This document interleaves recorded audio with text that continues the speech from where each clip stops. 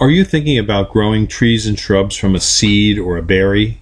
If so, you should have second thoughts, because that is a very difficult and a slow way to grow trees. It takes a lot of time to propagate a seed and grow it to a size where you can actually plant it out in the field and have it successfully transplant. A mighty oak tree in the forest can produce millions of seeds, but on average it only produces one offspring that reaches full maturity. We can jumpstart your tree growing process by supplying you with quality seedlings and transplants, which will help you avoid many of the problems that are associated with propagation of trees and shrubs. When you get your seedlings and transplants from us, be sure to talk to us about our tree transplanter that we lease out. We'd be glad to show you how to operate it. It can plant upwards to 3,000 seedlings a day in a properly prepared field.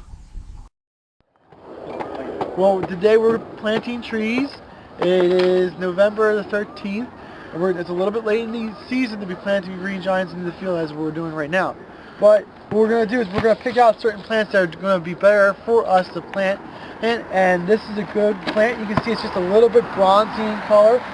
Some of them have, like, the tips are just a little bit different in color. That's what we really want on plants when we're planting in the fall, because they have a built-in protection onto it. If you look at plants over there in the containers, those container plants are just from the greenhouse. They don't have that bronze. They may look a little bit better, and a lot of people say, oh, lighter green is a better color to plant, but for what we're doing right now, it's not. If we're going to keep those in the greenhouse, that would be fantastic. But if we take these guys out of the greenhouse and plant them in the field, they don't have the built-up protection of the bronzing and the extra scales onto the growing point for it to survive. So although they look better, they're not really what you want to do at this time of year.